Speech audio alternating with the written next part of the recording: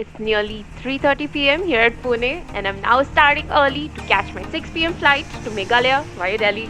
So excited! So I had to book my tickets like 2 months early so as to get cheaper costs. And while this usually works in my favor, in the pandemic, almost all the air operators were rescheduling and cancelling flights, and I ended up with connecting flights with a 9-hour layover at Delhi. Well, this sounds awful. It still turned out pretty awesome, and you'll see why shortly.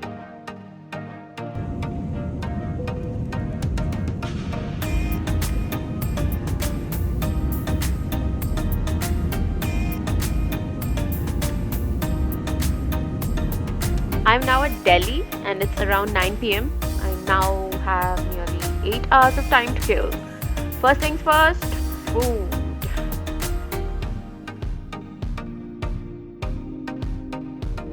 The layover facilities at Terminal 3 are quite impressive with these fancy walking elevators, vending machines, and charging points almost everywhere. But the real jackpot are these sleeping chairs in front of Gate 43.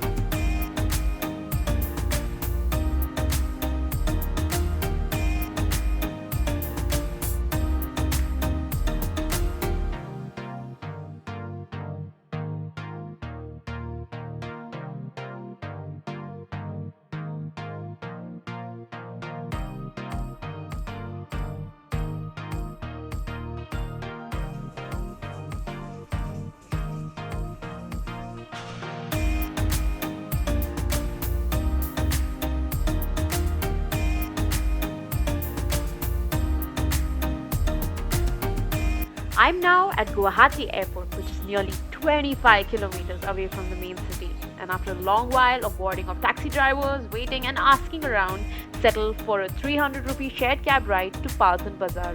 There are the Assam state-run buses to the city as you see there, but they would start an hour later and only if they have enough passengers.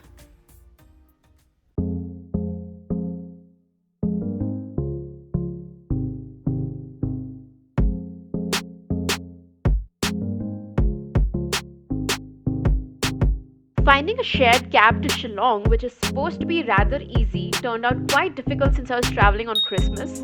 After an hour of waiting around near the bus stand in Paltan Bazaar, finally found the Shad Sumo to Shillong that costed 500 per head and carried a whopping 11 passengers.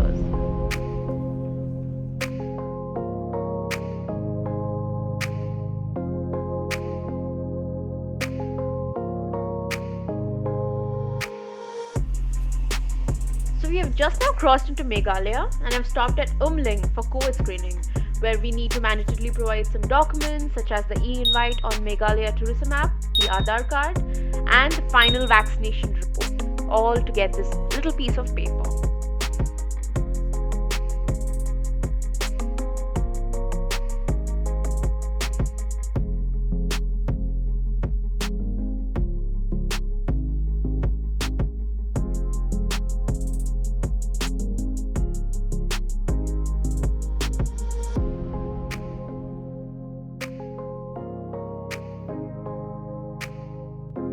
So glad to have reached Shillong. I've gotten down near Anjali petrol bunk. It's cold and I now need to find a shared taxi to my stay at Upper Shillong.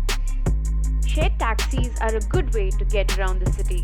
The locals use them and they cost anywhere between 20 to 100 rupees depending on the distance. I have finally reached my destination. The sun has already set and it is pretty darn cold at nearly 7 degrees Celsius. It was a long journey of more than 24 hours, but it was completely worth the while. I hope you enjoyed this video and stay tuned for more vlogs of my trek to the Living Root Bridge and my day trip to Dwaki.